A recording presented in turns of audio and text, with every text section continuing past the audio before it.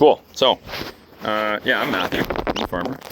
And there's 5 rules for the farm tour. Rule number 1, farming's fencing and feces, so there's poop everywhere. If you step in something, it's not a crisis. There's a hand washing station and a hose at the end. Rule number 2, fences. The electric fences are on right now, so don't touch them until I tell you they're off, because you don't want to get zapped. All right? Number 3, it's an educational tour, so you're going to learn a lot about farming, probably more than you want to know. If you have a question, ask me. I'll likely cover off everything you're going to ask in the tour. And I'm going to ask you guys questions. They're pretty esoteric, so if you get the answers wrong, don't feel bad. I do it on purpose to illustrate blind spots with the modern man with respect to food and farming. Number 4, pictures. Does anyone not want their picture taken? It's cool, dude. You guys can take my picture too. If you post it on the internet, tag me, draw hair on my head. Okay. I've only had one person take me up on that offer, but. And then number 5, what are these? Fingers. Fingers, but animals think they're carrots. So when we feed the animals, we're gonna go fingers together, thumbs tucked in, flat hands. Cool? Show me. Nice, nice, nice, nice. We'll practice when we get down there. All right, you guys can pet these bunnies here while we go over a little bit of history. I grew up in Brampton. It's just a suburb of Toronto. I had no prior farming experience before buying this farm. I was in the Navy for 11 years, and I also did sales for a merchandising company for 7 years while I was in that. I got out in 2019, lived abroad for a little while, and then ended up buying a house in the countryside because it was cheap. This house had not been farmed in 60 years, but it's been here since the 1800s because Kingston, Ontario, used to be the capital of Canada. And then we went to war with you lovely people in 1812. You guys burned down Niagara-on-the-Lake. We burned down the White House. That's why it's white now. Painted over the charred bits. And then we said, that was stupid. Probably shouldn't burn down your neighbor's house, particularly when they got this big military. We're going to move the capital. We're going to move it from Kingston to Ottawa. So they dug the canal 200 kilometers by hand, connecting all the lakes at different elevations, built water elevators called locks, and that's when this farm was built, as were all the little villages around here. So, thank you. Built in the 1800s, original owner John Bilton. My name is, of course, not John Bilton, so I changed the name of the farm to Stealing the Bloom. You can see on my hat here, there's a little sheep with a flower, even though it's kind of faded. It refers to the old process. When you plant a seed, it grows into a flower, flower gets pollinated by a bee, and then you get the fruit, right? That can take weeks, months, or years. This is saying, Stealing the Bloom, you never saw that process because it was as if the fruit appeared overnight because the perfect growing conditions of nature stole the flower. And so that optimism and old style farming is what we try to do here. Old style farming is love-based. If you love something, you give it your time, right? Your presence. Conversely, modern industrial systems, they're hate-based. They're extractive. They take time away from things. They're demeaning. Right? So these kids, you love them, they're not paying you. There's no money involved, right? But you love them just the same, right? Because they wouldn't have enough money to pay with all the poop and screaming anyways, right? So yeah, we try to do things as love-based here as much as possible. Now with that said, obviously I have like a cell phone, I have a car, I have electricity, right? These things are a reflection of my lack of relationship with the land and the animals in the community. But every day I try to give more love than I do take things away from other things, right? So don't feel disparaged if I talk negatively about Walmart or Costco, because I still go there myself, right? It's not perfection, and we're just trying to be good. They're not the same thing. And so it's the pursuit of good every day. And so the lens through which I want you to view the tour is the lens of love, right? And my goal by the end of this is you start your own farm, or you buy direct from a farmer, or at least you have fun on the farm tour. Cool? CSA. Hey, yeah, that's right, yeah. So it's you get some of the goodness, right? You support a farmer, they support you. Nice phone case. Cow on there. What do you guys do for work? I usually ask this. Nice. I don't need you because. Yeah. I manage a critical care transfer center for Wow. our system. Cool. Nice. No police officer. Nice. Where are you guys from? Jersey. Yeah, everyone's American today. Oh, I'm outnumbered. These rabbits are probably American too, for all I know, right? We have a cottage on Canoe Lake. Oh, nice. Nice. Right on. Yeah, so the rabbits, before I put them away, they have 7 to 14 babies every 30 days.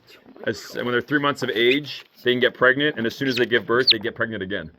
So that is why they breed like rabbits. Right? Are both of those the same parents? 2 different parents. Okay. One litter, she had like 7 of them, and the other one she only had 2. So A couple of them are love But I also have this. long hair. Hold it. And we got this too. Smart magician again. Yeah. You want to hold it? That one's a week old, I think. Oh. Is it really a week? And that guy's a day old. He's born today, I think. Hatched today. Wow. One's a chicken, one's a duck. Yep. That one's a Muscovy, so it's a South American duck. Oh. Look at it.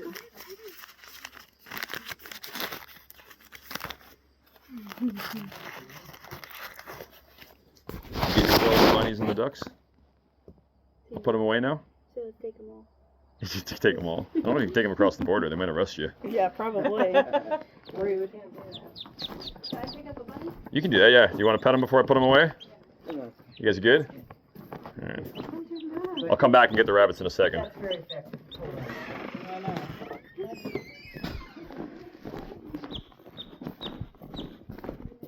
In you go. How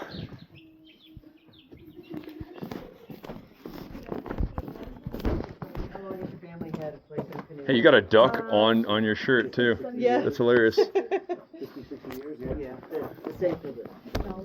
We're on video now before that.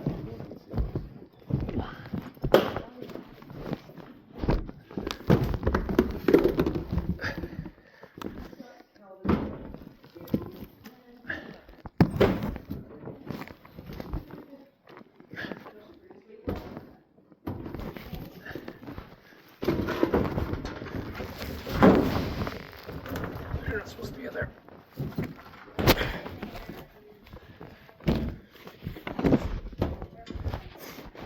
All right. So, Your nyack.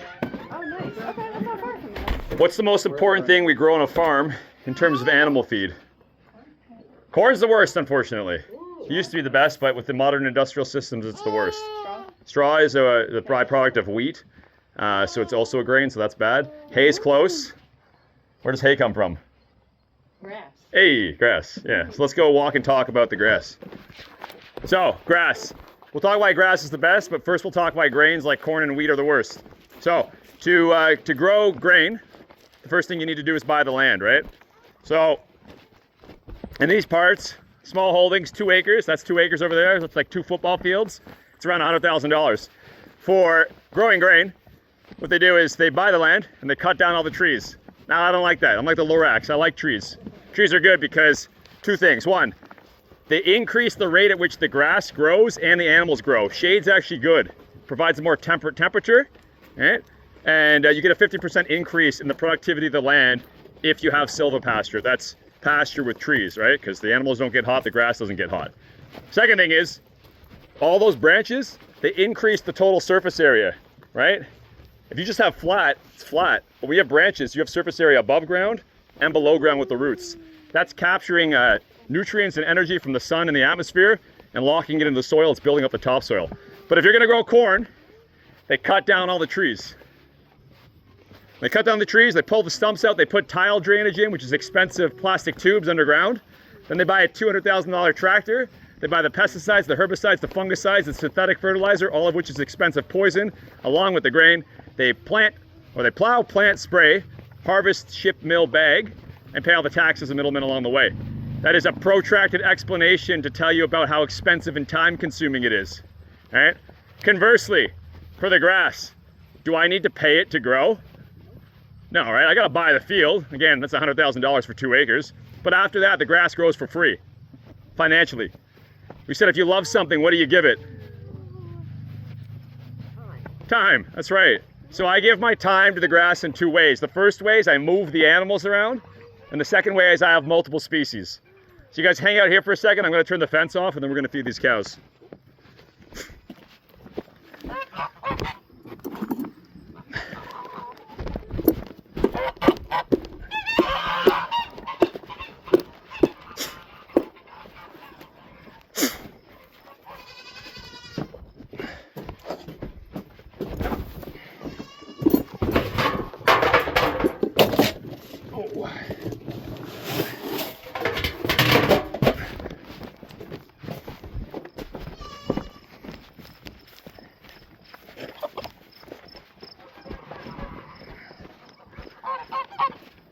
You can pick that cat up. His name's Dapple. He's the friendliest cat in the world. And if you want to throw grain on the ground for the chickens, they'd appreciate that. But when we feed these cattle and the sheep afterwards, you can put your hand through the fence, okay?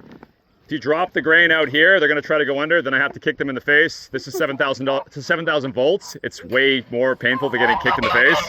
So don't be the reason why the animals get kicked in the face, okay? So feel free to feed them. Remember, flat hands. So, we said the 2 principles of pasture management were what? How do I give my time to the grass? What did I say? Move the animals. And then animals is also the second word. Multiple species, multiple types of animals, right? So, there's 2 reasons why I move them around first of all. You guys gonna feed them? Look, they want food. They're lining up. Yeah, come on. They're being very patient here. Move the animals. Most people put one cow on 2 acres. Get out of here, guys. Get out of here. Most people put 1 cow on 2 acres. And they say do whatever you want, walk everywhere, eat what you like, don't eat what you don't like. And the problem with that is the grass never gets a chance to rest and grow. It gets stepped on, pooped on, and the grass the cow doesn't eat goes to seed, and then the whole field becomes grass the cow doesn't want. So what we do is with that electric fence over there, that netting, we break the field up into 10 sections. You only let the cow eat the first 10%. Once it's eaten it all, or it's been 3 days, you let it go to the next section. All right, that allows the untouched 90% to keep growing. And that first section can take the nutrients, put it into its roots, gets a second or third growth that year, and then better growth in years to follow because it has an energy store underground. Now, I also said we move them every 3 days. The reasoning for that is animals don't follow the rule of don't poop where you eat. They poop, they eat, they get parasites. They're little vampires that suck their blood in their stomach, causes anemia, reproductive issues, and death.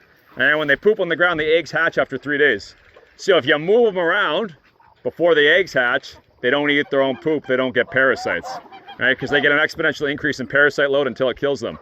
Now, factory farms, they deal with this by using a lot of chemical dewormers, which are carcinogenic, they're expensive, and they cause parasitic resistance. In nature, the way it would work is predators would move the animals around, but we have livestock guardian dogs, so we don't really have predators here because the big white fluffy dogs will take care of the animals, right? So, at the beginning of this, how many cows did I say you can put on 2 acres normally? 1, yeah. But because we're moving them, you can get 2.5 cows on 2 acres, and you didn't have to borrow money or buy more land to do it. Right? So that was the first principle, was moving the animals. What was the second principle of pasture management, of loving the grass? Multiple species. Can you guys name all the different types of animals we have on the farm? What is this? What is this right here? How many species do we have? What is this? Highland? A Highland cow. Not a cow. Try again. Steer. Oh, close. He's still got his boys intact. So he is a bull, that's right. This is a cow, that's a bull. And you got a heifer calf over there and a heifer, right? Cow means mama. So ladies, if you've had a child before, gentlemen, don't hit me, your wives are cows, right? I don't have any kids, right? So I'm an unproven bull. By this point in my life, they'd shoot me. I'm useless, right? So yeah, we got cattle, or colloquially cows. What else do we got? What's this thing? Yeah, fowl. Yeah, so we got chickens and ducks. Got geese over there. So turkey over there. What else do we have? Peacock, yeah, kitty. We got Dapple over there. So roughly how many species do you think we have? 15. Higher. 20. Get those numbers up. Those are rookie numbers. Come on. 35, way higher. You guys are going too linear. Go parabolic. Higher. Higher. 135. Way higher. 700. Way higher. Way higher than 700. 1,000. Thousands of thousands. Probably millions. Why? Why millions? About the bugs and stuff. Hey, that's right. Yeah, I didn't say domesticated livestock. I said animals on the farm because we don't use pesticides, herbicides, or fungicides. So we have all the living things wild and domesticated, right? Because grass, at the end of the day, doesn't just want to eat cow poo, right? It needs sun, rain, carbon dioxide, and manure. It needs a substrate to grow in, right? What's your favorite food? Steak. So if you only ate T-bones, would you be healthy? No. No, you should at least eat the organ meat, like the heart, the liver, the testicles, right? It's really good for you. But you should also probably eat some vegetables, right? Some fruit, some nuts, some dairy. And grass is the same way. It doesn't just want steak. It doesn't just want cow poo, right? It wants donkey poo. It wants wild earthworm poo. It wants chicken poo. It wants duck poo, wild bird poo, fungus poo, bacteria poo. And all the different types of poop make all the different types of grass healthy because they have their own nutrient requirements, which makes all the different types of animals and their nutrient requirements healthier, which makes more poop, which makes more grass, which makes more animals, which makes more poop, which makes more grass, which makes more animals. This is called a what? It is a Unfortunately, you're wrong. It is not a cycle, sir. You've been brainwashed by Disney with the circle of life, right? It's not. Because the reality is a circle is a two-dimensional thing. It's a snake eating its own tail. It is a snake dragging itself across the planet Earth for all of eternity. It's Genesis, right? The serpent. You'll drag your stomach across the planet for all of eternity. It's an Ouroboros. It's literally satanic. I would make the argument that at worst you are a three-dimensional being, not two-dimensional like a circle. That's a closed loop. That's terminal. It's closed-minded. I would say you transcend spherical, three-dimensional. I'd say you have a soul, so you're multi-dimensional. You transcend time and space. But we'll keep it simple. It's helical. It's a spiral. Okay, your DNA is a spiral. The solar system is not just circles around the sun. Everything is spinning through space. Right? Your heart is not just a muscle. It's actually a helical structure turned in on itself if you actually look at how our heart is configured. The Fibonacci sequence in calculus, that seashell thing, it's helical. We'll come back to that later. So basically, the premise is life makes more life, makes more life, makes more life. It's the only thing in the universe that does it. Everything else is either degenerative, steals, kills, and destroys, or it's generative, but it ends up in the landfill. Nothing is regenerative other than life. That is why it is a miracle. It is nuclear fusion. We have nuclear fission. We've split the atom. We've divorced it. Entropy, we break things apart, right? To get temporary energy, temporary power. But we don't have nuclear fusion, they say. Except this right here is nuclear fusion.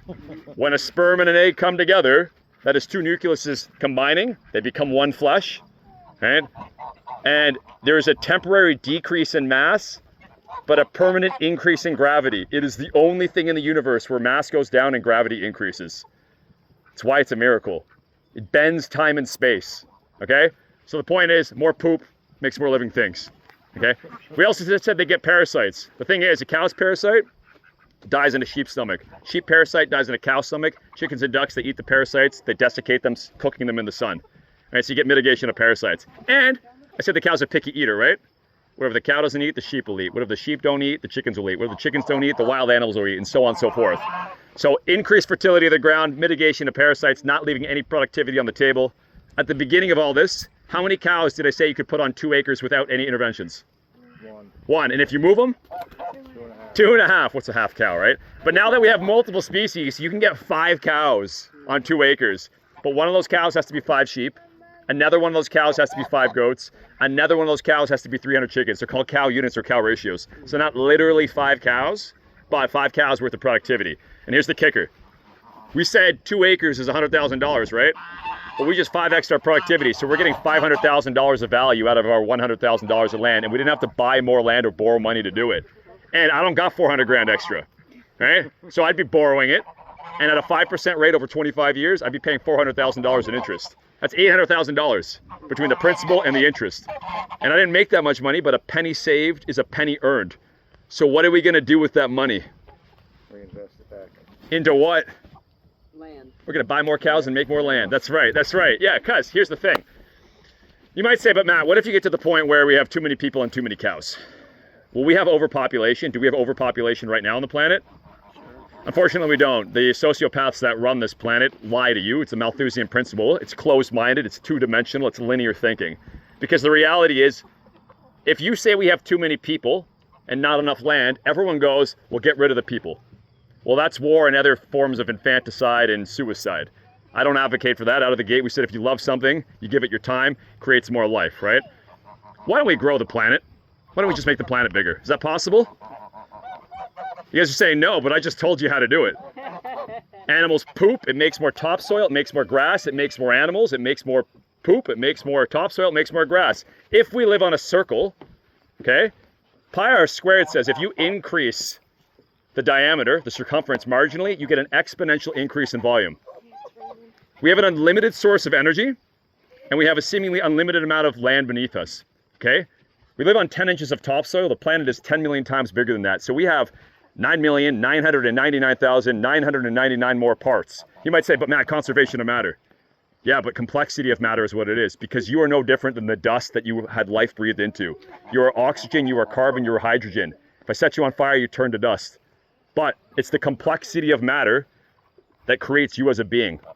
We can take those 9,999,000 parts and increase their complexity With the energy up there, the minerals down here, these are the workers that do it along with the fungus and the bacteria.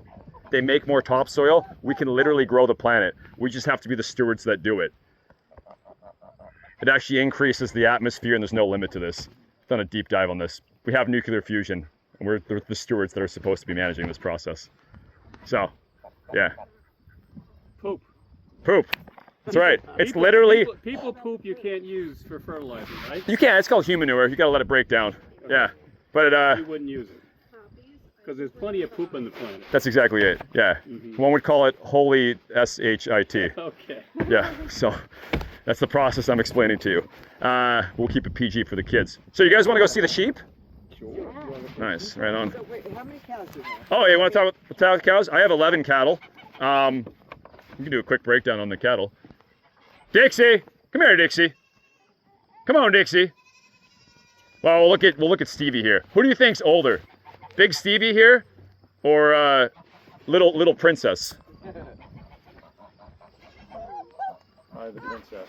Princess is, although smaller, she is around 3-4 years of age. Stevie's only 1.5 years. The difference between the two of them is one of them is the product of commercial agriculture, and one of them is a heritage breed. So Stevie is actually part dairy, part beef. At dairy operations, to get milk, the first thing you have to do is have a baby, right? Traditionally, they would just shoot the babies. That's no good. It's a waste. And then they started selling veal. People got angry about that, so they started shooting them again. The way it works is dairy cattle, they only get 400 pounds of meat at 3 years of age, right? That's 3 winters you got to keep them for. Conversely, beef breeds, you get around 700 pounds of meat at 2 years of age. So what they've started doing is they breed a beef bull to a dairy cow, and you get a half beef, half dairy. That's what Stevie is. She's part Charolais, she's part Holstein. Right? Now the thing is, you see how much bigger she is than our bull? Right? Big animals are inefficient. We'll talk about that when we get to the sheep. But you might say, but Matt, why would they breed inefficient animals? Stevie, the big blonde one in there, she needs a barn. She'll probably need a vet. She needs access to grain. And she's only going to live to be around 10 years of age. You can't breed cattle until they're 2 safely. They're pregnant for 9 months. Let's call that a year. So that puts us at 3 years. If it's a commercial breed, you can't eat that baby until it's 2. It's a 5-year turnaround, right? If it's a heritage breed like Peanut and Princess there, add 2 more years, 4-year turnaround. Cattle only have 1 baby per year. And if they're only going to live to be 10, it's not that many children they're going to have. At best, it's probably 7, right? Maybe 6. At the beginning of the tour, we talked about the rabbits. They have 7 to 14 babies every 30 days from the age of 3 months of age. And as soon as they give birth, they get pregnant again. They breed like rabbits. Cattle underproduce, and they require a bunch of infrastructure, and they're expensive. The heritage breeds, they don't need a barn. If that barn falls down, that's $200,000. I don't got that money. They don't need grain. They can eat really, really bad grass, and they'll still grow, right? Because there's no grain in the wilds of the Highlands of Scotland. And they don't need a vet because, again, there's no vets in the wild. So you might say, well, why do we breed these industrial-sized cattle that are inefficient? Because in feedlots, right, this would be a feedlot, you want to fit as many pounds per square foot into that feedlot. So they build them up like condominiums instead of out like 2 smaller cattle that are more efficient. Right? And they don't really care about the inefficiency because you, the end consumer or taxpayer, you pay for the subsidization of the grain, you pay for the transportation of the grain on the highways to the feedlots, and you pay for the negative externalities to the environment and the health that results in the product of eating grain-fed animals. But we'll talk about the grain problems when we get to the pig later. But yeah, so this Florence over there is a little black one. We got Stevie, we got Peanut, we got Princess, Ruth, and then Dixie and Alfie are in the barn over there. Any other questions about the cattle? And how many offspring will you expect this year? No idea. I just let the bull do his... How many females and how many males? I got 1 male, but I don't know if he can get on the girls, and they usually do their breeding at night. So, yeah, right? Yeah, give them their privacy. So, yeah, the farmer friend I have, they say, do you breed the cattle? And he goes, well, I usually leave that up to the bull. So, it's, right? You've owned the whole farm how long? Been here for 5 years, but really only been doing this for like 3 years. And how many offspring have you entered? Oh, I bought most of these cattle within the last 2 years. So, Okay, so you haven't seen much. yeah, I've had 3 calves born. Oh, okay. 3, 4 calves born, 4 calves born. Yeah. But again, the life cycle is pretty long for cattle. So again, you don't get your first beef until 5 to 7 years if you start with calves, right? So, and I'm in my 5th year. So I bought in some adults. That's how I got around that. And they all get along eventually? The bigger ones win in the pecking order, right? You wanna go see the sheep? Yeah, sure. Oh.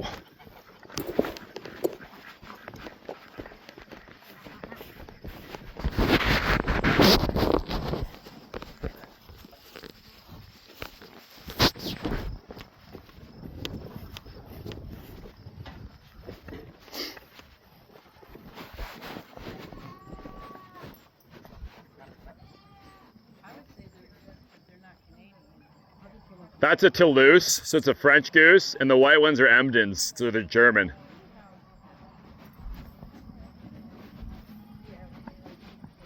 So if you ever have like foie gras, it's like gray goose there. I built all this, yeah. So this fence, it's in the ground, right? That's conventional modern fence, and it'll rot out in 20 years because of the moisture. This is on the ground.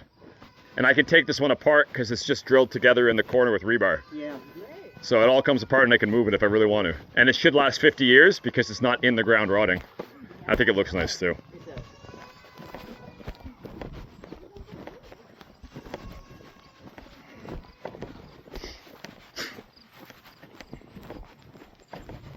This is the manure pile from this year out of the front yard and the barn. I was only able to clean out half, as you could see over there, because it's been too wet this year and I don't want to get stuck with the tractor.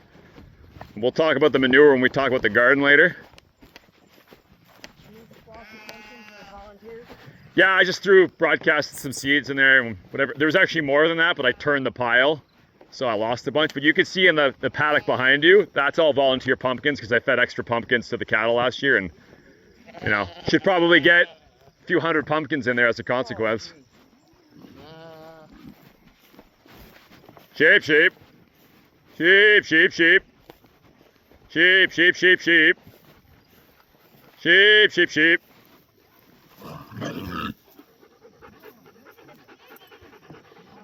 So one other rule for over here, when you feed these guys, put your hand through the fence all the way in, right? And don't put your hand in the mouth of the pig. It'll bite your fingers off. So we'll talk about sheep. Do you guys think these are big sheep or small sheep? They're the smallest breed of sheep. We got two types in here. These are baby dolls, right?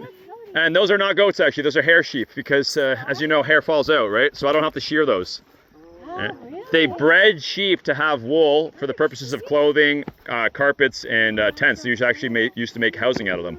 But yeah, I said 1 cow is equal to 5 sheep normally, right? Well, these are miniature sheep. So 1 cow is equal to 20 miniature sheep. Commercial rams are 400 pounds. So are they full grown? These are full grown, yeah. Wow. And you might say, well, Matt, why would you want a small animal for meat, milk, and wool? Wouldn't you want a big animal? Why small? What's the advantages of small? Eat less food? They eat less food and they make more total outputs.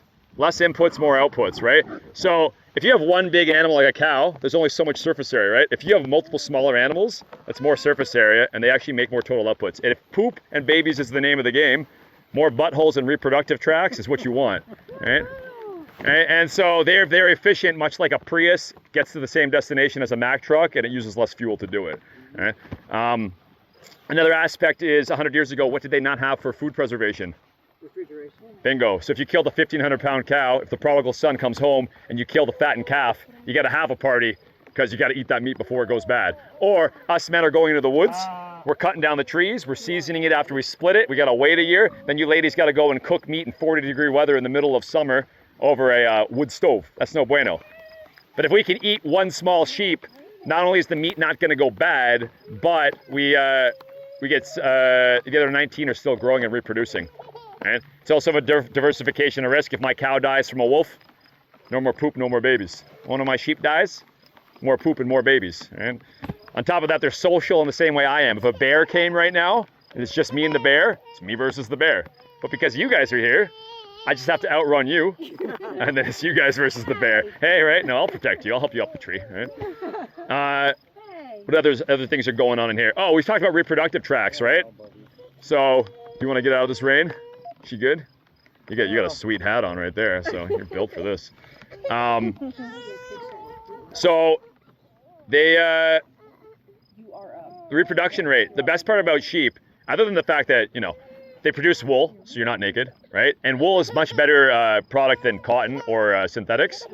People think we don't have slavery anymore, but we actually have more people on the planet doing slave labor for cotton and nylon and other synthetic materials than we did when slavery was legal, right? And all the stuff that we wear that's synthetic or cotton is going to end up in the landfill within 5 years probably. Wool is intergenerational, okay? And they produce the highest quality milk. Okay, dairy cattle, half the butterfat content of sheep.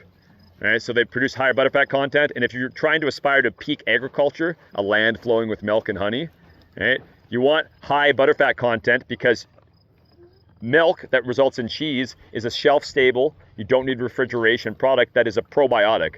Honey on the other end of the spectrum is a shelf-stable antibiotic. Right? And they both mutually help one another because the poop grows the plants, and the plants need pollination, which ends up feeding the sheep, and you get this holistic intersection between the two. But so they have the best milk, right? Clothing, carpets, you can make tents out of their wool. They produce cheese, which is shelf stable. You don't have to kill them to get the clothing or the milk. That's the other big thing, right? With leather, you got to kill them. And yeah, they're efficient. So chickens are great because you can pick them up, but they eat grain, which is hard to grow and expensive. Cattle are great because they eat grass, but they're inefficient and you can't pick them up, right? And they need crazy infrastructure.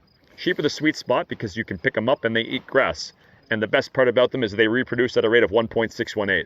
You can breed them at 6 months, they're pregnant for 5 months, and they have 1.618 babies on average, and you can eat that baby at 6 months of age. Now, that number is very important, that 1.618. It is the ratio of the compartments of your heart. It's the rate at which the universe expands. In the Fibonacci sequence, that spiral, that helix again, it's ever approaching the rate of 1.618. And it's the rate at which sheep reproduce. And if you're going to look at things from a game theory perspective, right now, this is tit for tat. You pay me for a tour, I give you a tour. Right? That's your 100% plus my 100%. That's at best 200%. But if you kick my dog, right, I'm going to enslave your children. And that's retribution. We walk away with less than we came with, right? That's not forgiveness. But Yeah, hold him tight. right, exactly. Don't kick that dog, or do if you want to get rid of him, right? I can use the labor. I'll feed you cabbages. He wants to stay on the farm. Perfect. What's the dog's job? Oh, she thinks she's a sheep, so she keeps the wolves at bay. Mainly coyotes, but she just barks at things and scares them away.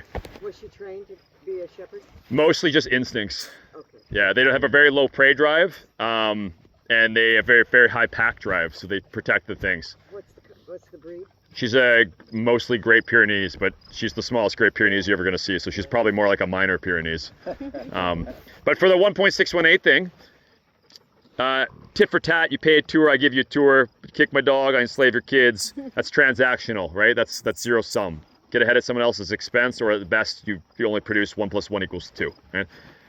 But the golden rule, which is the golden mean, that number, 1.618 is the golden ratio. That's the ideal. Do unto others as you would have them do unto you. If I treat you good all the time, for better or for worse, but even if you treat me poorly, maybe these guys over here go, Matt's a nice guy. We're going to work together, right? On our good days and on our bad days. And then it's not just 1 + 1 = 2. Because in love, when you make love, right? It's a weird noise. It's not 1 + 1 = 2 in love or in biology. 1 + 1 = 3. And the rate actually turns out to be 160%, 1.618. Is the golden mean and the golden rule. That's how it works in game theory. So you actually outproduce whatever you could possibly do on your own. Right? Because on my own, I only get my 100%. On your own, you can only get 100%. We can rob from each other, or we can work together in love, and we actually create more as a consequence. That's the rate at which sheep adhere to. So they're the holy animal because they produce everything you need to be alive. It doesn't have to involve killing them, and it takes a community to do them. Because again, faith without works is dead. You could say you love someone, but if you don't actually do good works to show them that you love them, then you don't actually care. It's all talk and it's no walk. And so sheep are the holy animal for that reason. Yeah. So you will harvest your pig? Oh, we could talk about the pig. No, I do not eat pork anymore. After having owned pigs. I agree. Only sheep. So, yeah, we could talk about chickens and pigs, monogastric creatures. How many stomachs does a pig have? I just gave you the answer. One, that's right. How many stomachs does a sheep, a cow, and a goat have? 3 or 4. Sorry, four. So they can eat grass, right? Pigs can't. Now, I'll give you some backstory on him. His name is Mr. Fabio Piggle Jr. He's a small pig. Commercial pigs are the size of my cattle over there. They get between 800 and 1,000 pounds. He's around 300 and is 3 years old. And the most distinct feature about him is, hey pig, hey pig, hey pig. You see his face? It's like a pug, right? Pigs' noses are normally very long. They use that for rooting. What are they looking for when they're rooting? Roots, that's right, because they can't eat the grass because they only have one stomach, so they need the carbohydrates in the roots. They destroy the pasture in pursuit of getting the carbs out of the roots. Now the problem with that is if you destroy the pasture, you've destroyed the food for the sheep, okay? So morality doesn't change from 2,000 years ago to today. Murder was wrong back then, it's wrong today. Eating pork was wrong back then, it's wrong today. Jews, Muslims, and Jesus, the original Christian, never ate pork. Just because the Bible says you can eat pork, doesn't say you should eat pork. Just because it says you can divorce your wife for infidelity, doesn't say you should divorce your wife. There's a difference.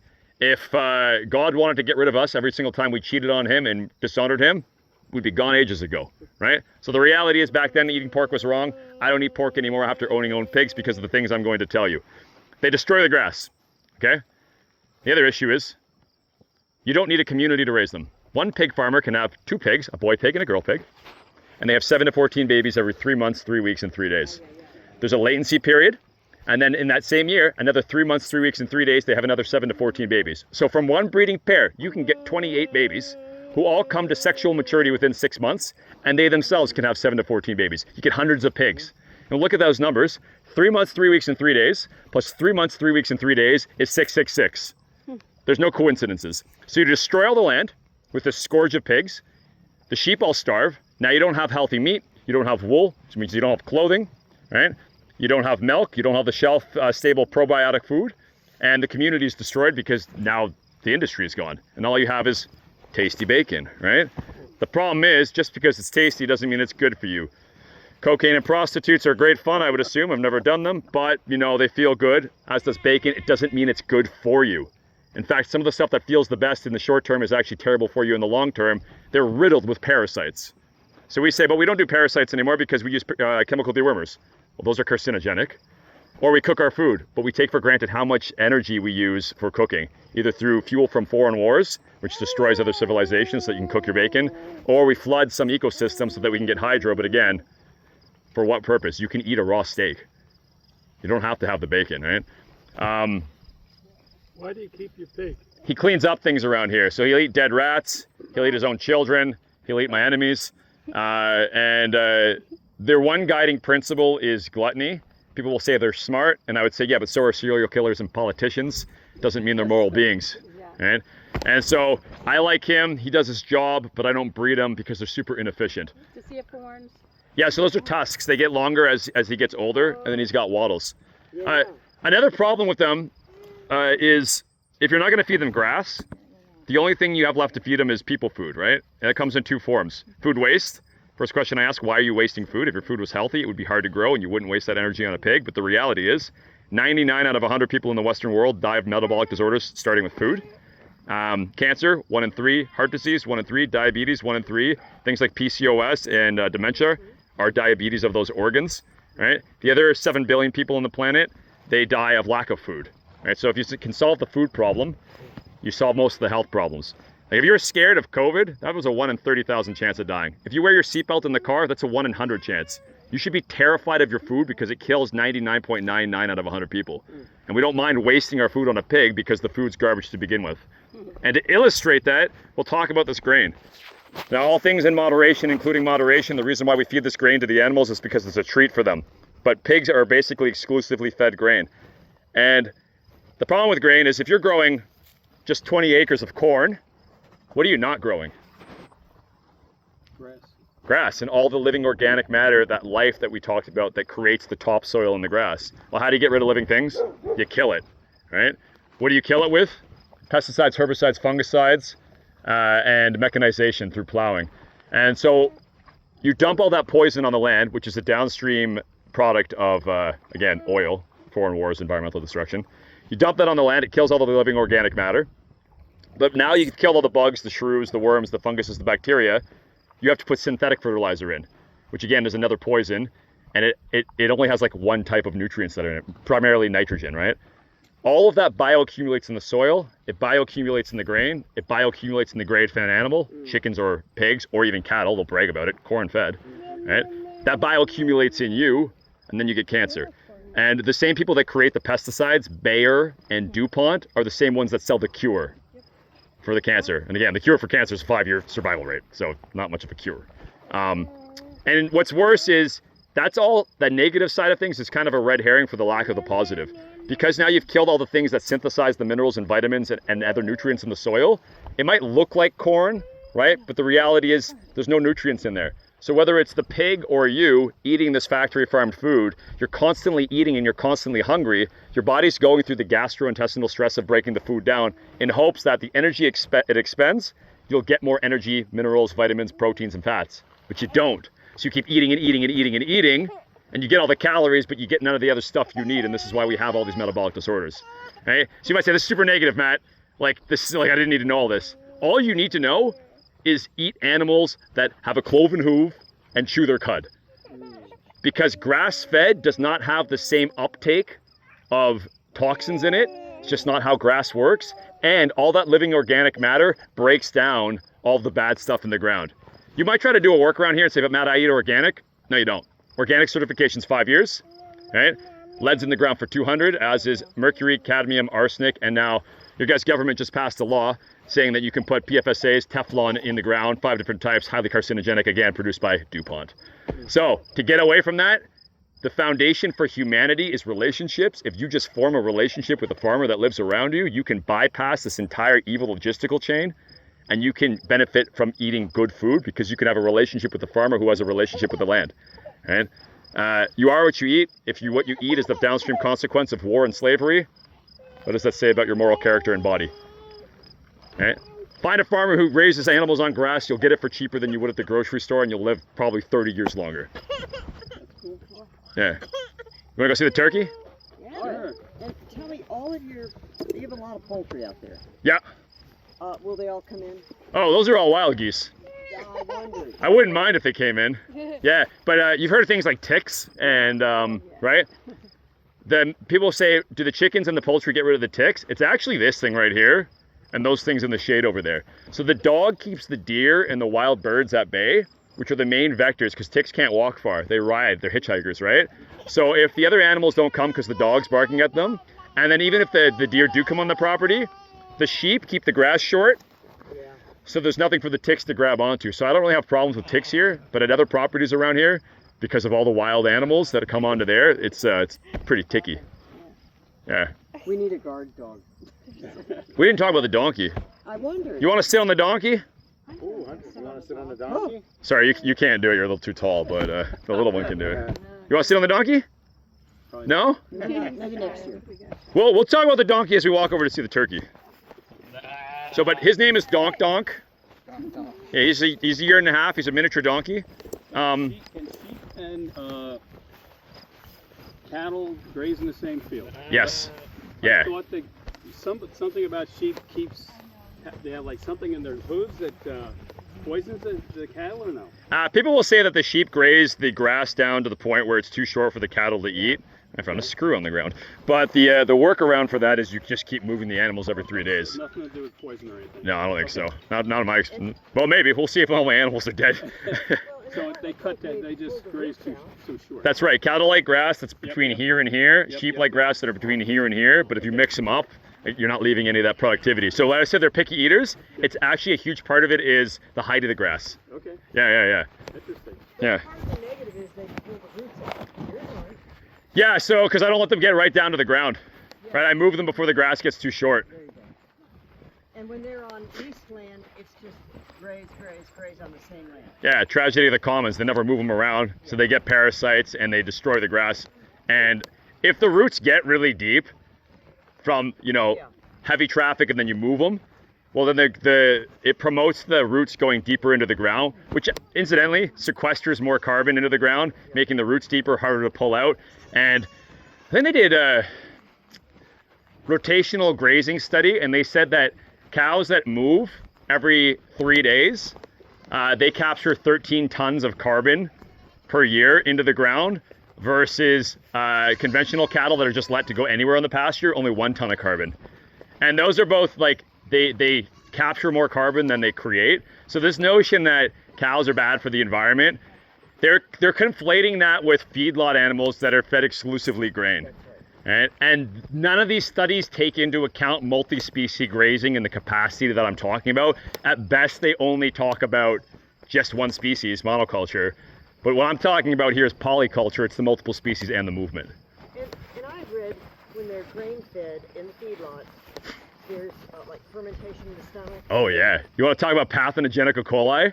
And You can't get that, or very low probability from grass. Yeah, and a 3-year-old died, and the parents did all the research, and then they went bad, Yep. bad. Yeah, But and we're not going to ever change it. so well, I mean, if everyone wants to jump off a bridge, you don't have to, right? You could change it because you don't have to pay for those sociopaths to poison you. Yeah. Okay? And like, their stomach acid can't kill the pathogenic E. coli that's created from the acidic environment from feeding predominantly grain. Neither can yours, so then you get E. coli. Or one of those animals dies, has a heart attack, they step on one another, they create ground beef literally. Yeah. They cannibalize one another because they are opportunistic carnivores. Right? All animals are. Deer will eat dead animals if they find them. Right? The problem is they eat the brains, they get prion disease. That's how you get mad cow. The government's solution to all this is they say all animals have to be inspected by a federal or provincial regulator or a state regulator, right? The issue with that is my costs in on raising a cow up to slaughter weight are around $2,000. The government mandated facilities to get it killed, it's like $300, and then get it wrapped there, because what I'm gonna do, take a dead animal home with me, it's another $900. So $1,200, 1/3 of the cost, just government regulation. And businesses like, I don't wanna say anything, hypothetically a company called Tyson Foods, which is in bed with Walmart, don't get me taken down by this or sued, hypothetically. They have their own meat packing inspectors, so they just say healthy, healthy, healthy, healthy, healthy. Oh, that one was sick? Oh, we'll catch it on the back end with legal. We'll issue a recall that won't be issued for another 6 months, but people will already have consumed it, and we'll just do risk mitigation to figure out what happens. Meanwhile, my animals, healthy as can be, right? Healthy as a horse, as a cow, but I can't afford the slaughterhouse fees. Is this the same thing as minimum wage laws? Walmart loves minimum wage. They'd like it to be up to 30 because they can pay that plus the EI plus the CPP. I can't pay the 13-year-old across the street to do that because he doesn't produce that much value. He could if I taught him in a few years, but I can't do that. So he gets robbed of the experience. I get robbed of the labor. You get robbed of the healthy food. Your only option is to go to the monopolized industry that's promoted by the government and the corporations. That intersection's called fascism. Right? It's the same thing with the regulations for processing the meat. We could have those cows on the barbecue with all of us working within an hour. My farm gets shut down, I go to jail, $50,000 fine. My own mother is not allowed to eat the beef I produce here if I kill it on site. Yeah. I was going to ask if you kept any of this. If I can eat it, but no one that is not a resident of my house and my family is allowed to eat it unless it goes to the slaughterhouse. Isn't that crazy? Meanwhile, they're selling you literally carcinogenic garbage wrapped in cellophane on a styrofoam package, which leaches chemicals into it, with all the aforementioned problems we talked about with grain, and they're calling that healthy. Yeah, so the only reason why they're not on pasture right now is because of all that rain, and so they'll tear up the field, so I'm getting rid of my extra hay right now, and then usually like, they've already done 2 passes on the property this year. Like, I literally graze them like right here. Yeah. Oh. Lurkey. So, this is Lurkey the turkey. Do you think he's a big turkey or a small turkey?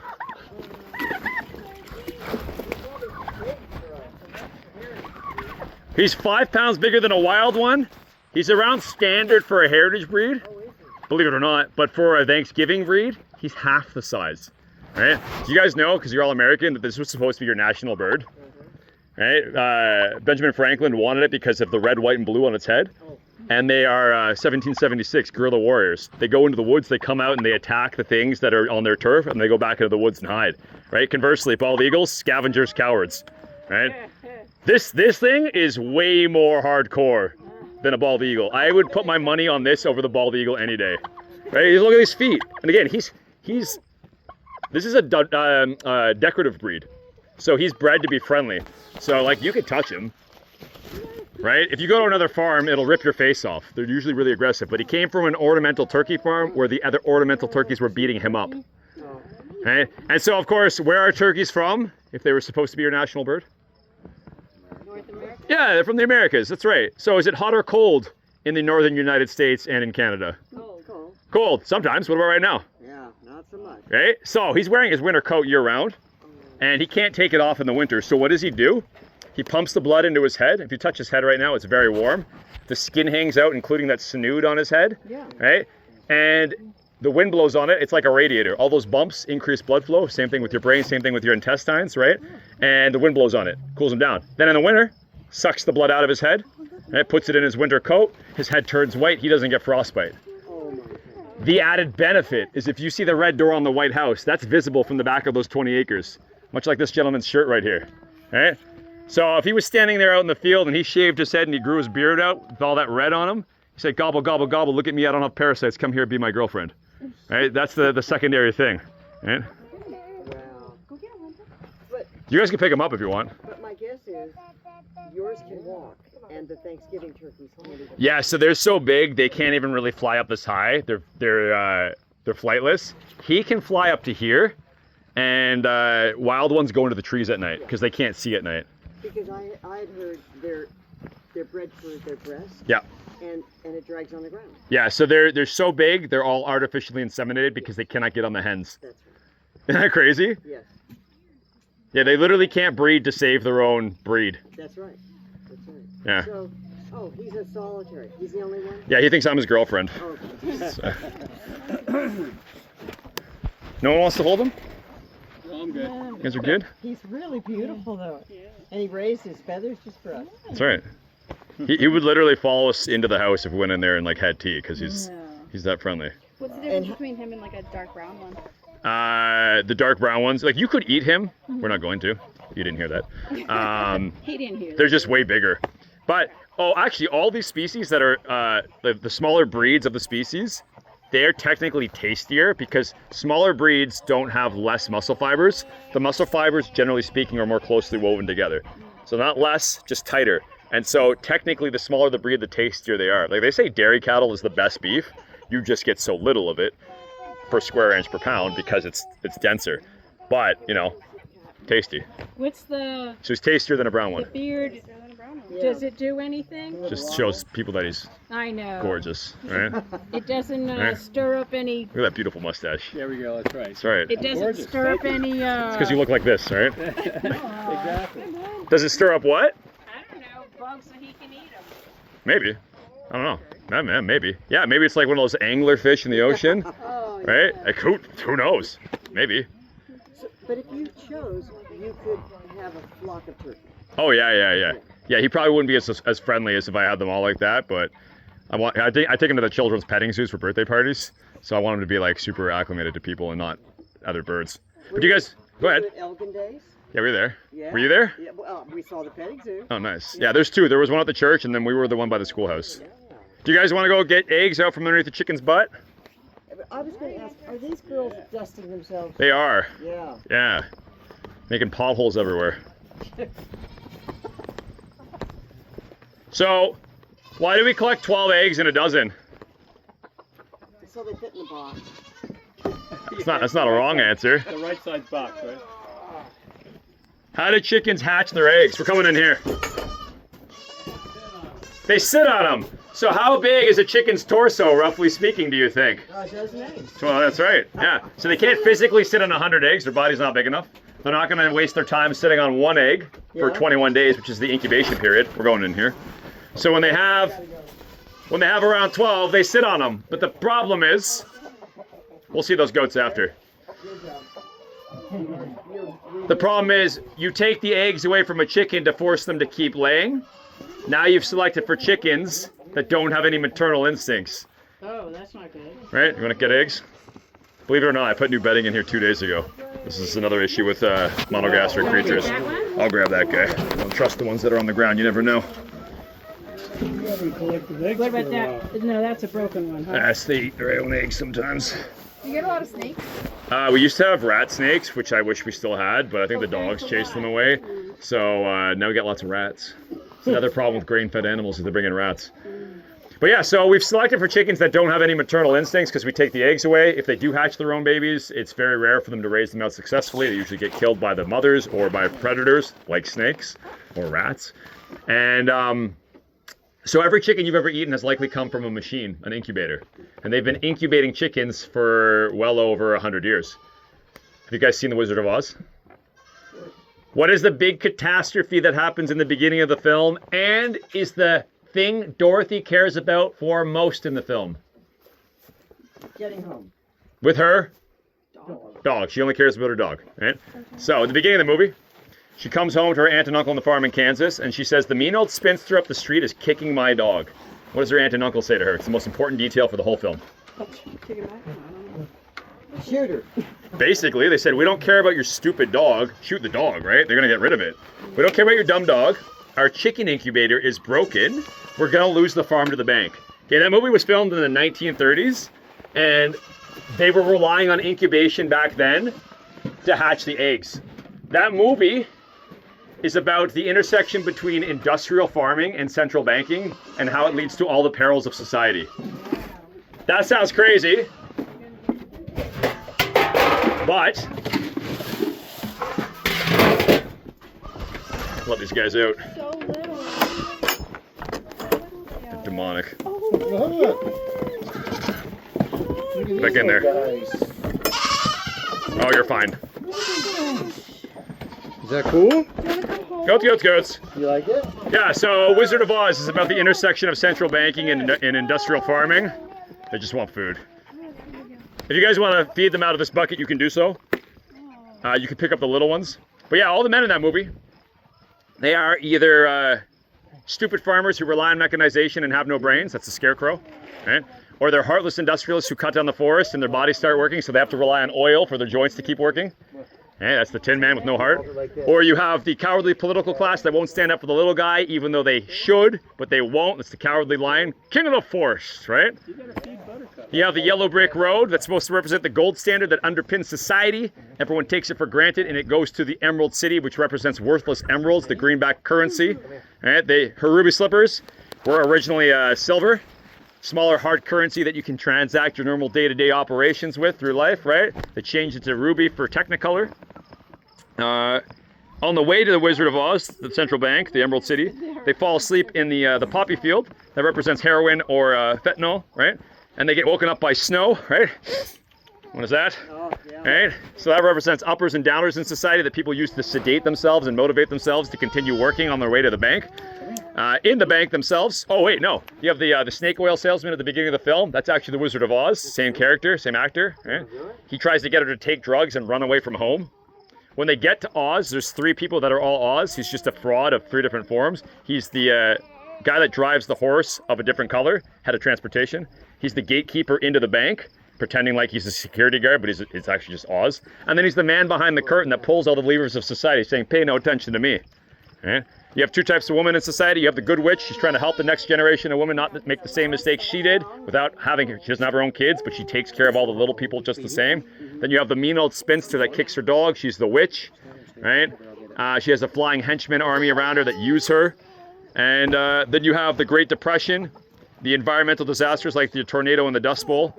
And the only person in that film that has any morality is the little girl who cares about living things. Because everyone else has been perverted by debt and money. That's what the movie's about. She'll learn. She'll learn, right? She'll learn to farm. Do you milk any of your small livestock?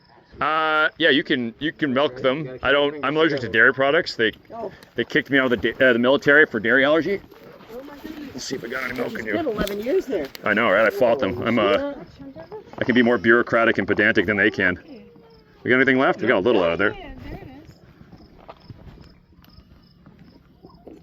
Wow. There you go. Nice going. So goats produce a decent quality and a decent quantity. Like I said, sheep produce the best quality but the least quantity. Cows, highest quantity, least quality. So you could technically drink this if it was sheep's milk. In Ontario, it does not have to be pasteurized and there's no license to produce it. Goat's milk, no license to produce, but you need to have it pasteurized. Cow's milk, we have a milk mafia and with price controls. And even though they're starving people, they dump milk down the drains. And yeah, then you need a license to produce it and you need to pasteurize it. So These girls are producing some milk. yeah, that's their babies. Okay. This one was a Yeah, this is Bobo. And then that one's Knee-High. That's Camilla. That's Kate Middlegotin. And the one that won't stop screaming inside that you're not allowed to take pictures of, no paparazzi, is Diana. Up the street we have Hansy, Andy, and Charles. So you have how many adult females? Two? Three. Three. Now we don't have the boys here right now because, like all good men, they have beards. They pee on their face and then they rub their beard on things to mark their territory. Is that why they say goats smell? Yeah, that's exactly it. Yeah, because the females will smell because the boys pee on their face and then rub their face on the girls. And the girls don't mind. No, this is great. Girls, you need to wise up. Yeah, right. Exactly. Yeah. It's like with ducks. What sound does a duck make? Only girl ducks quack. Really? Yeah, boy ducks they go like Daffy Duck and Donald Duck, right? Because the girls need to tell the boys what to do. That's why they're loud. And different countries have different sounds for their animals. Yeah, they do. I Yeah. don't know what the quack is in in Spanish. Yeah, something. different. Yeah, it's a different noise. Yeah. I put these goats away. We'll talk about the garden now. Okay. Come on, goats. Are you going to talk about the biggest little farm? Oh yeah, I've seen that. That's a good one. Goats, goats. Goats, goats. Goats, goats, goats. Goats, goats, goats. Goats, goats, goats. Yeah, you're getting your food. Goats, goats, goats, goats. There you go. Take a goat. All right.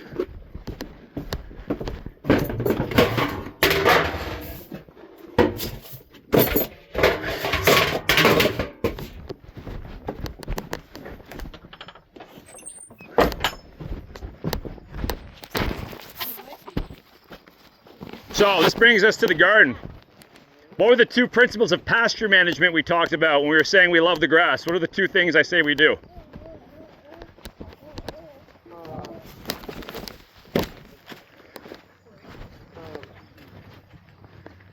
Share the manure. Chemicals. We move the animals and we have multiple species, right? Rotation and diversity. So it's the same principles for the garden, but instead of it being multiple species of cows, sheep, and chickens, it's fruits, vegetables, and flowers. Instead of moving the plants to a new paddock in the field every 3 days for parasites and soil health, I move the plants to a new plot in the garden every year to control for pests and soil health. Because if this was monoculture, if it was just cabbage, cabbage moth would come and it would eat all my cabbage. Right? And if I planted cabbage again the next year, then the eggs would hatch from the cabbage moth. They would eat all my cabbage again because I don't use pesticides, herbicides, or fungicides, right? I don't want to use poison on my garden like the factory farms do. So by having 30 different species in my 3,000 square foot garden, each one of those species of plants have their own respective pests. In pursuit of their own food, they fight each other, they kill each other, they don't eat my food. And now because I have an all-you-can-eat buffet of all the different types of pests, right? I get barn swallows, sparrows, predatory insects like dragonflies, wasps, and hornets. They come in here, they eat the pests, further mitigating my need for poison on my food. Right? My food doesn't get eaten by the bugs. And when those bugs die, they turn into organic matter. Okay? Another aspect of multiple species would be the fact that I have flowers. They bring in pollinators, right? I got some yarrow over here. And then I have nasturtiums and marigolds. They smell bad to pests, so then they don't eat my food. This is a sad looking nasturtium right here. But one of the main things I got going on in the garden for companion planting is I got the Three Sisters. Does anyone know what that is? Goats, beans, and corn. Say it again? Corn, beans, and squash. That's right, that's right. Yeah, we got goats in the mind still. Yeah, you nailed it though. So First Nations would grow these for two reasons. First reason, shelf stable, produces a lot of seeds, right? They don't need refrigeration for the pumpkins, the corn, or the beans, right? It's not sweet corn, it's dent corn, which is you grind up and you make into cornmeal. And these things can last over winter and they leave a lot of seeds for next year. So you have food and new plantable material for the following year. The other reason is they act in a holistic fashion. The corn grows really tall, okay? But it uses a lot of nitrogen out of the soil. So then you have the second sister, which is beans. They grow up the corn, using it as a trellis. They fix nitrogen into the soil. Then you have the third sister, the pumpkins. They get big leaves. They keep water in the ground and they keep weeds down. Those three things, they all have inputs and outputs, right? Deposits and withdrawals from my seed bank that mutually benefit one another. That's just with three things. I have 30 different species in the garden. I don't need to know what each one of them does. All I need to know that is everyone is giving something and taking something and loving each other, right? Another aspect of multiple species would be flora and fauna. 80% of what grows in here I can't eat. I can't eat the leaves. I can't eat the stems. But who can? Your animal. That's right, which make it into healthy poop. And then healthy animal poop turns into healthy plants. I feed those plants back to the animals. It's the same helical thing that life makes more life makes more life. Most people, if they have a garden, they end up spending as much on soil implements between manure and soil as they do in terms of output that they get in monetary value from their garden. If I had to replace all the soil in here every 3 years, it would cost me $5,000. The problem is two things. One, that soil is either from human waste, which is full of antibiotics and like birth control, which I don't want in my food, right? Or it's from factory farms, which again, we already know what we talked about with all the byproducts of factory farming. It's going to have manure, but it's going to be unhealthy stuff in it because they feed it poison. So most people try to buy in their solutions. They try to solve their problems of death with money, but money is dead, right? We try to eat so we don't die, but money is dead. I know it's dead because the more of it you make, the less it's worth. Less money is worthless. It's called the basement of currency, right? But what you should do is transmute your dead money into living organic matter. And how do you do that? You buy a cow. $5,000 in soil I can buy in, or I can buy a $5,000 cow. The $5,000 cow is going to produce enough manure to do this garden every year. Plus, in the 3 years that it would normally take for me then to have to replace the soil, it's going to reproduce 3 calves. Each of those calves are ultimately going to have babies, and they're all going to make poop and milk and meat for me. If you solve your problems of death with death, you get more death, right? It's terminal. But if you solve your problems of death with life, if you redeem it, if you transmute it into living, if you invest into the kingdom of God, you get more life. You get eternal life in this helical structure that I was talking about. Over here, see the ground? It's all compacted. There's nothing growing there. That's just from human foot traffic. Soil has infrastructure. All right? I'm using my fingers a lot on this example for this tour. But you step on it, it gets crushed. If you drive a 10,000 pound tractor on it, it really gets crushed. Industrial farms, what is their solution? They rip it open with a plow. But as we said, this is less surface area than what this is. You want all this surface area in the soil so that you can have an infrastructure for the roots, for the funguses, for the bacteria, for the water to stay and grow life. I want to not walk on my beds because I want this fine particulate matter. Every single speck in here is a little animal poop with tons of surface area around it, right? This is orders of magnitude more room to grow than the big clods of dirt that you get from factory farming. That's why I have paths. Now people will say, but Matt, like, can't we just like fix the soil that are the big clods? Yeah, you can do that, but you need living organic matter to break it down and turn it back into life from death. And they'll say, okay, but in your garden, if you just planted in the beds and in the paths, you'd have 30% more, because 30% of my garden is paths. I'd be doing more work, but I'd get less food. Because the reality is, like we said with the pasture, if you just have no trees and it's just flat, you only have so much surface area, right? But if you have trees, or in this case, hedges, you get more surface area.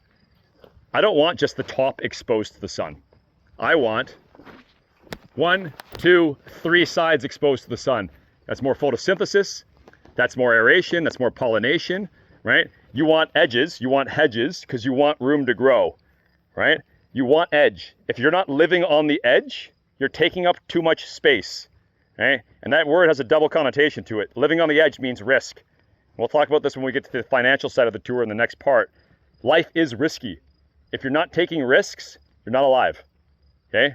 It's a slow death or a quick death, but you need to be living on the edge in order for life to exist. You need this structure, you need these helixes. Incidentally, a spiral, if you take it and you fold it on itself, you get this infrastructure, you get the tree of life. That's what that is. It's a hyperdimensional image that transmits past time and space. But that's a whole other rabbit hole. You talked about the leaves, the stems going to the animals. Yeah. Do you make silage? I don't. Or you just feed it to them? If I had a big concrete bunker, I'd consider it. But all that silage that you see in like big dairies, it's the monoculture. They have all this like, right? And then huge tractors, they take it thousands of acres, they pack it into these huge concrete bays, and then they ferment it. It's not good. It's all sprayed with all the glyphosate and all that. But I should know if you chopped it up before you got it. No, I just feed it to them. You just give it to me. Yeah. Are those peahens or peacocks over there? There is both. Yeah. They're brother and sister, but it's Westport, so it's fine. And what do you do with your corn if it's not sweet corn? You can grind it up and make it into cornmeal. This is the first year I grew the dent corn. I'm just gonna feed it all to the cattle. Oh, Yeah, but that corn won't last 10 cattle more than 3 days. and you have sweet corn? No. Yeah. I basically mostly just eat meat now. Organ meat's really good for you, so it gets most of your vitamins and minerals out of that. And how many ears of corn come off of the plant? 2 or 3 for that dent corn. What about sweet corn? I don't know. Maybe 1, 2. Yeah, Not that's sure. what I thought. Yeah. I'm gonna hop back over here, and then we're gonna walk this way. What's the biggest expense you pay in this country? Any country? Medicine. Nope. No. Your house. Nope. Water. Taxes. Yeah. The government worker gets it, right? Right. No hate towards you. I was in the military for 11 years, right? So, taxes. 30% income tax is the average. You guys know what sales tax is in Ontario? How much is it when you buy something? 18. You're actually right. You're the only person that's ever got that because it's 13 is what they tell you, but they've already taxed you 30% income tax. That leaves you with 70 of your money remaining. They tax that at 13%. The final number is 18.5 HST. Yeah, nailed it. Wow, you're great. Look at you go. Bob Barker rules too. Price is right. You didn't go over. Just under. So yeah, and then you got gas tax, property tax, tariffs, which are just governments punishing their own citizens for another government's decisions. Right? Half your income goes to tax. And there is a saying. There's only 2 guarantees in life. What are they? Death and taxes. That's right. What a fun tour for kids. Let's cover off death. The cost of living. That's the price not to die naked, starving, and homeless. Right? Corporations sell you poison. They don't care if it kills you. They just want your money. That's 100% of your money. Half to taxes, half to death.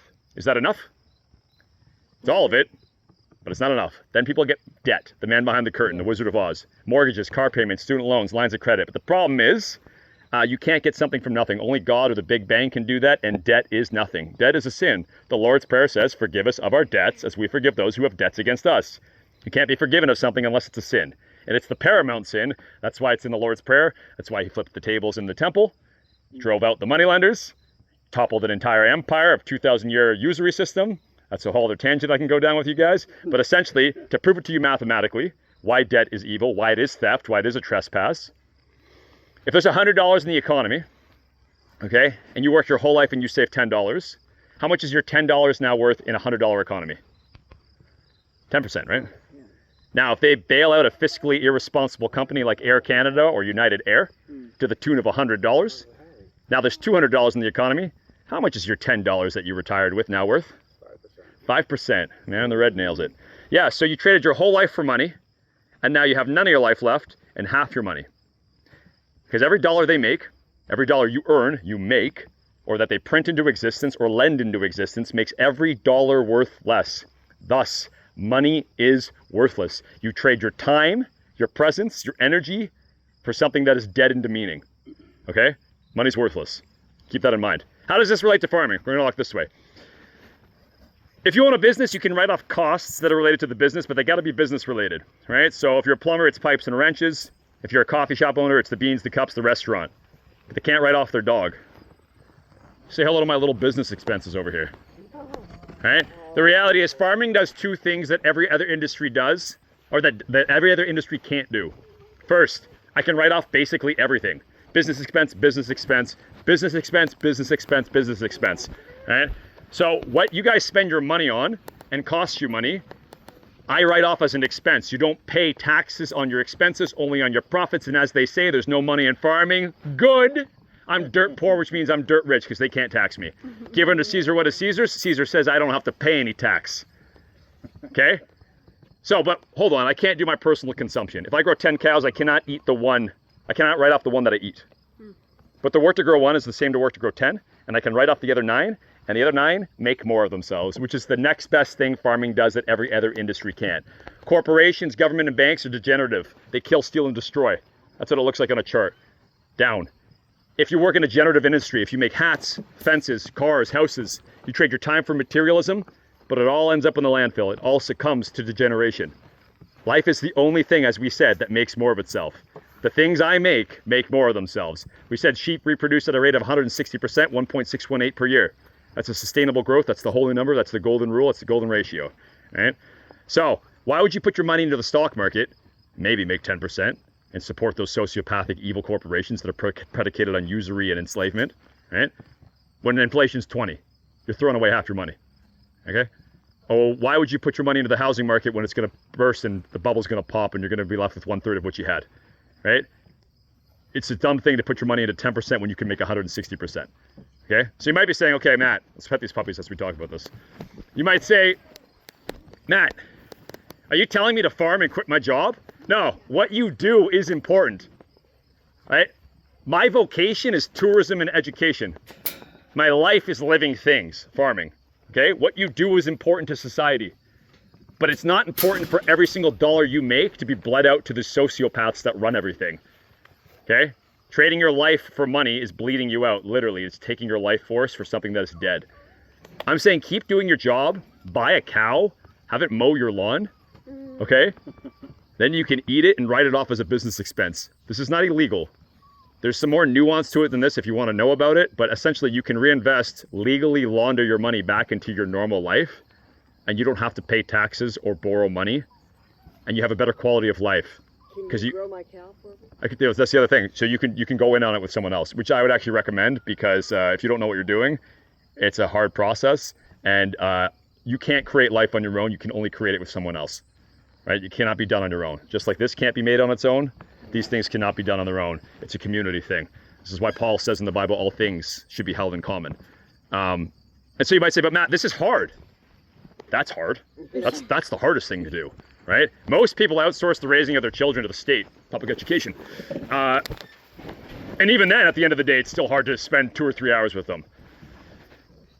But as we said, if you don't want hard, if you want guarantees, if you don't want to take risks, if you don't want to live on the edge, the guarantees you get are death, taxes, and debt, right?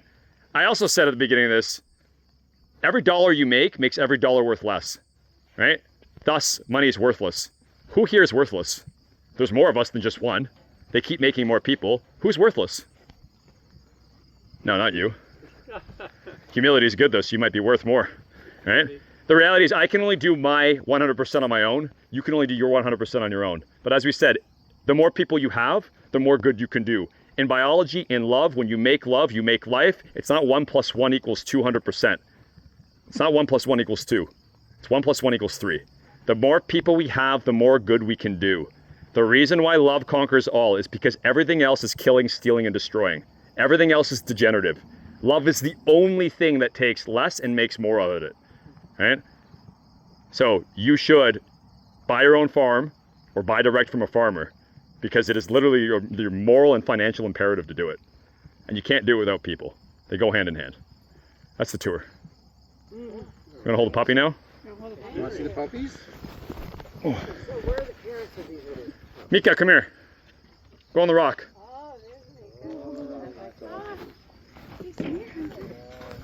What's Mika's job? Mika, she moves sheep around the property for me and cattle. She's a cattle dog. Have you seen the show Bluey? That's Bluey. Oh, it's a cartoon. Yeah. Oh. Mika, out. Come here. Get out. No. Out. Get out. Wow. Go on the roof. Nice going. Nice going. Go on the roof. Good girl. Get up there. No, get back up there. Get up there. Oh my God. You wait.